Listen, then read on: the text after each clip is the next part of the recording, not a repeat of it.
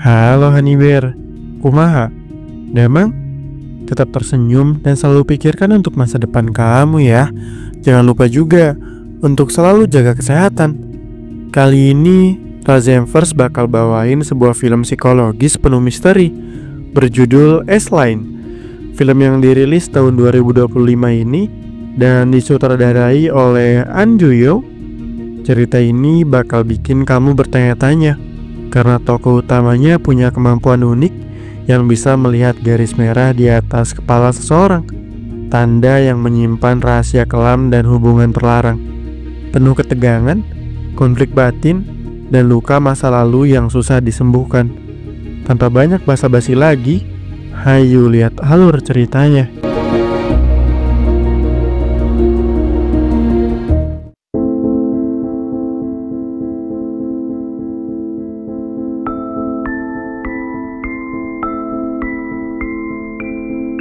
Kisah bermula dari seorang gadis bernama Shin Hyuk yang menutup diri dari lingkungan sekitar.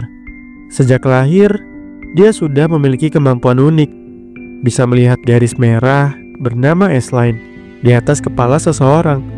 Seiring bertambahnya usia, Shin Hyuk menyadari bahwa garis itu menunjukkan jumlah orang yang pernah berhubungan seksual dengan pemilik S-Line tersebut. Tragisnya, garis itu juga tampak sangat banyak di atas kepala mendiang ayahnya saat ia masih kecil. Hanya dirinya yang bisa melihat garis itu. Suatu hari, ia menggambarkan garis-garis tersebut di selembar kertas yang ternyata menunjukkan hubungan terlarang sang ayah dengan bibinya sendiri. Ibunya yang melihat gambar itu menjadi frustasi, lalu membunuh suaminya. Padahal, sang ibu sendiri juga pernah berhubungan dengan orang lain, meski tidak sebanyak sang ayah.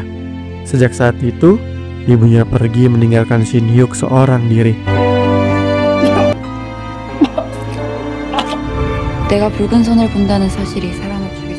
Ia pun memutuskan untuk tidak peduli lagi pada garis-garis itu demi menghindari korban jiwa. Saat dewasa, Shin Hyuk merasa sangat putus asa. Ia telah mencoba berbagai cara untuk mengakhiri hidupnya karena merasa dikutuk oleh kemampuan tersebut. Namun, semua usahanya sia-sia. Seolah-olah tubuhnya sulit mati karena kekuatan itu. Dari situlah, ia mulai penasaran mengapa garis-garis itu muncul dan apakah ada orang lain yang memiliki kemampuan sama seperti dirinya.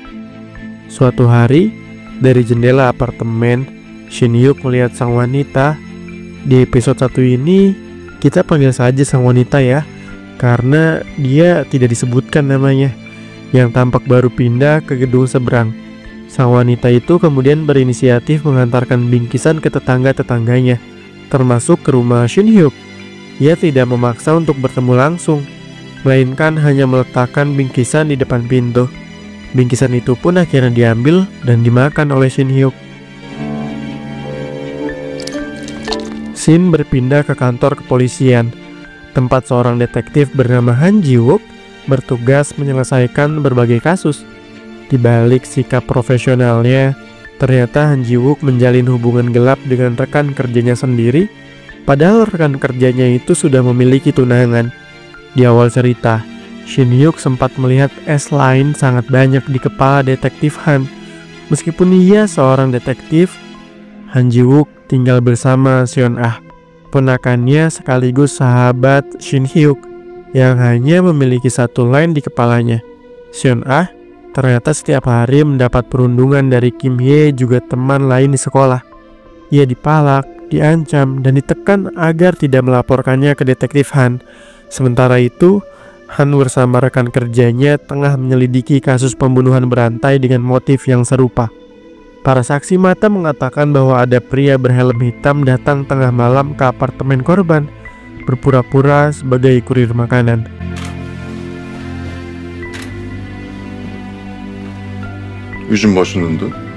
Tapi anehnya, tidak ada tanda-tanda pencurian ataupun kekerasan seksual. Kasus yang muncul makin banyak, namun penyelidikan masih menemui jalan buntu. Semua itu juga terdengar oleh Shin Hyuk dari siaran televisi di rumah. Dari sana ia mulai menyadari bahwa pria helm hitam selalu terlihat di lokasi kejadian. Tidak lama kemudian, Shin Hyuk melihat sendiri pria helm hitam itu berhenti dan masuk ke tempat tinggal sang wanita. Ia merasa cemas dan berinisiatif untuk melapor ke polisi sambil mengintainya dari kejauhan. Namun, laporannya tidak dilanjutkan karena ia melihat mereka tampak seperti sepasang kekasih. Tapi dilema muncul saat ia menyadari bahwa sang wanita memiliki S-line yang jauh lebih banyak dibandingkan si pria helm hitam yang hanya memiliki satu. Hari pun berganti. Seon-ah tidak masuk sekolah karena tekanan psikologis akibat perundungan. Teman-temannya yang semakin usil justru membuka loker pribadi milik Seon-ah tanpa izin. Akibat perundungan dan pemalakan teman sekolahnya, Seon-ah berani meminta uang lebih kepada pamannya, Detektif Han. Ia memang tidak memiliki keluarga lagi selain sang paman.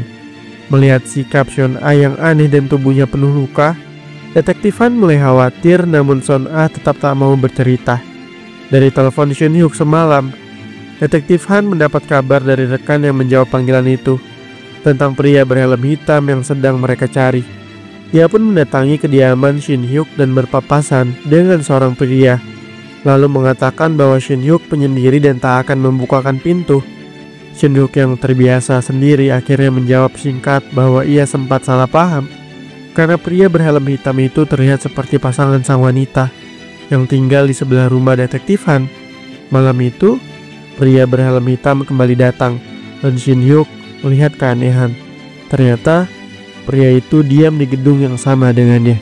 Di tempat berbeda, Seon-ah terus diancam Kim Hye hingga nekat ingin merampok seorang ibu yang baru ambil uang. Tapi rencana itu tak jadi dilakukan. Dari pelacakan, beberapa korban wanita memiliki mantan pacar yang sama, yaitu Jongmin, guru di SMA tempat Seon-ah sekolah. Pria itu ternyata yang ditemui Detektif Han saat datang ke rumah Shin Hyuk. Sebelum menyelami kasus lebih jauh, Detektif Han sempatkan membantu ayahnya. Walau masih ragu, Dongji, rekan dari Detektif Han, mendatangi kediaman Jongmin sambil terus menghubunginya lewat telepon. Namun tiba-tiba, Dongji diserang dan disekap oleh Jongmin. Sementara itu, Detektif Han yang awalnya menuju rumah Shin Hyuk mendapati keadaan mencurigakan dan langsung mengecek lokasi Jongmin. Di tempat lain, Shin Hyuk mulai curiga dan membawa pisau, tapi tubuhnya lemas karena terlalu lama tidak keluar rumah. Ia akhirnya pingsan.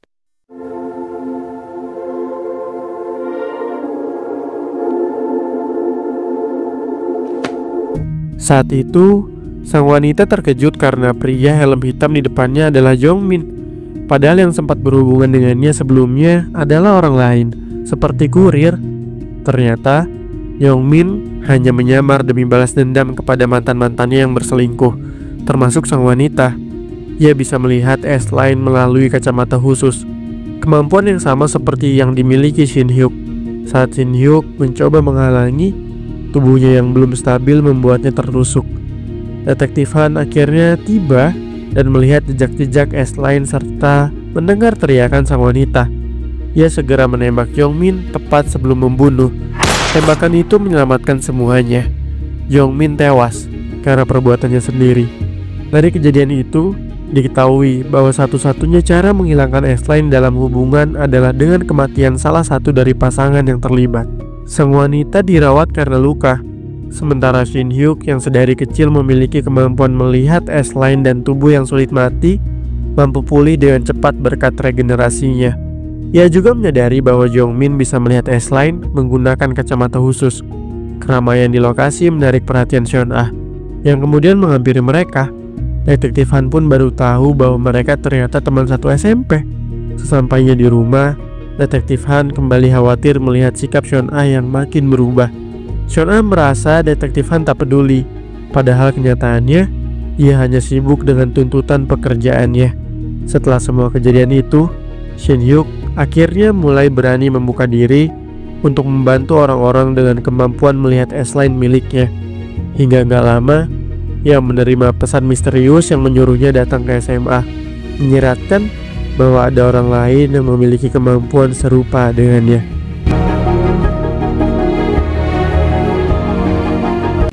Gimana menurut kalian? Di episode 1 ini, semuanya seolah jadi awal dari terungkapnya luka lama dan kenyataan yang lebih gelap dari yang terlihat. Kali ini kita dibawa ke latar sekolah Seon-ah bersamaan Shin-hyuk mulai membuka diri.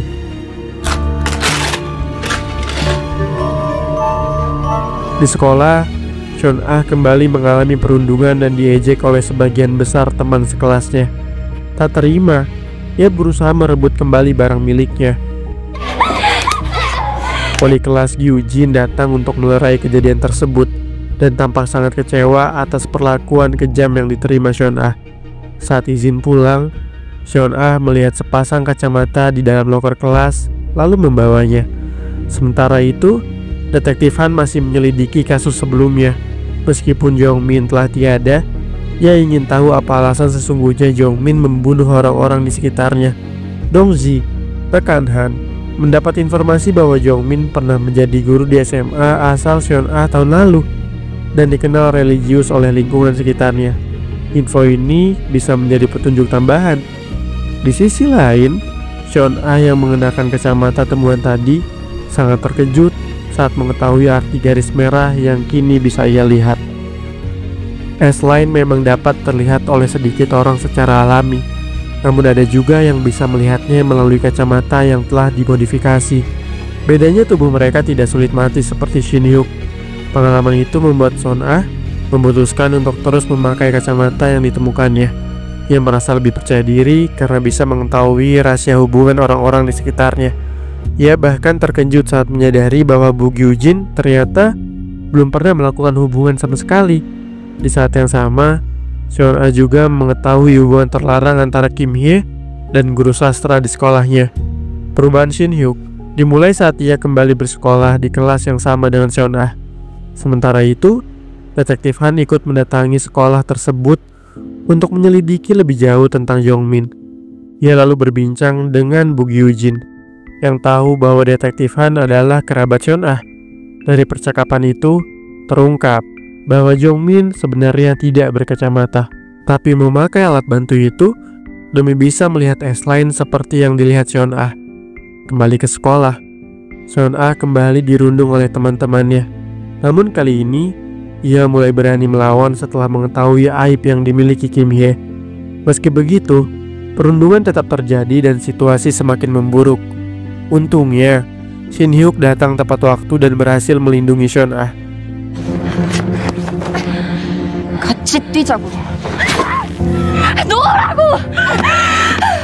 Namun niat baik itu justru tidak disukai oleh Seon-ah karena ia ingin berusaha sendiri. Seusai dari sekolah, Detektif Han pergi ke bar demi mencari informasi tentang tempat yang sering dikunjungi Jong-min. Dari pelayan bar, ia mengetahui bahwa Jong-min sering terlihat menyendiri sambil menghitung sesuatu yang membuatnya tampak aneh dan sering memicu keributan. Di tempat itu pula, Jong-min dikenal sebagai pria berkacamata. Saat sedang berbicara, ada seseorang yang perilakunya persis seperti yang digambarkan sang pelayan. Orang itu tampak sedang menghitung S-line di kepala orang-orang sekitar. Detektif Han pun menyadari bahwa apa yang selama ini dilihat Jong-min bukanlah hal biasa. Meski begitu, hingga kini Detektif Han belum mengetahui apa sebenarnya arti garis merah itu karena belum pernah melihatnya langsung. Anehnya, ia justru malah diajak berhubungan oleh orang asing di sana. Sementara itu, Seon-ah berhasil mengumpulkan bukti nyata dari hubungan terlarang antara Kim Hye dan guru sastra. Dengan bukti itu, Seon-ah mulai mengancam satu persatu pihak yang terlibat, menuntut uang 20 juta won agar rahasia mereka tidak disebarkan. Mungkin karena luka masa lalu, ia merasa berhak mendapatkan balasan atas semua perundungan yang ia alami. 나랑 사귀는 거 들키면 어떡할 거야?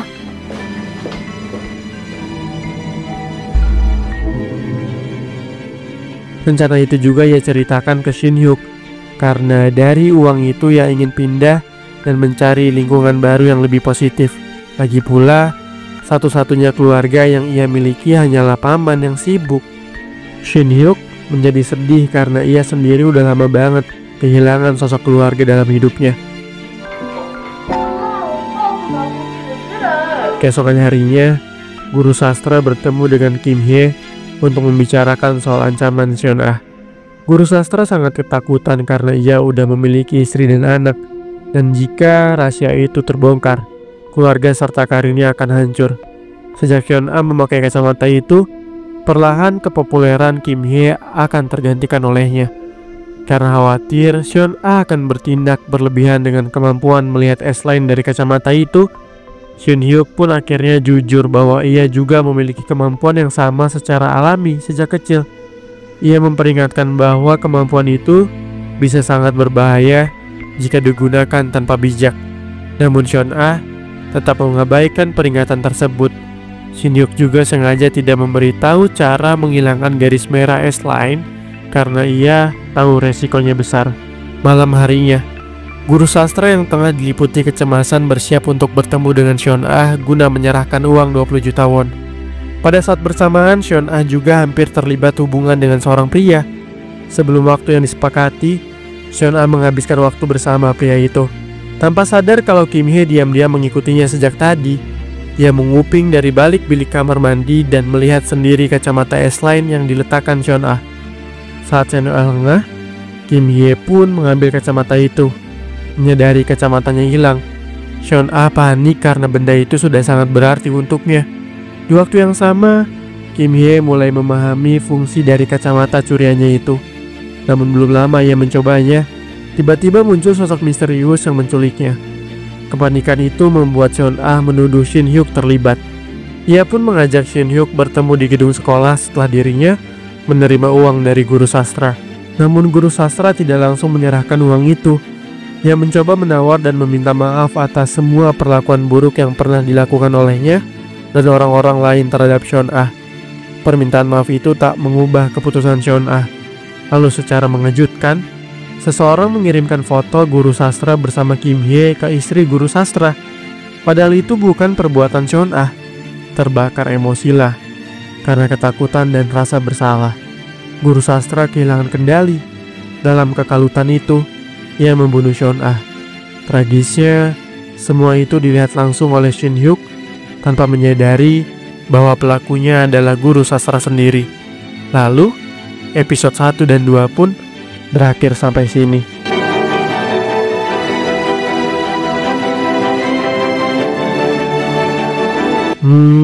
Gimana ya? Kisah ini ngajarin kita bahwa setiap luka bisa jadi kekuatan. Tapi hanya kalau kita berani berdiri dan memilih arah yang benar. Gak semua orang pantas tahu rahasia kita.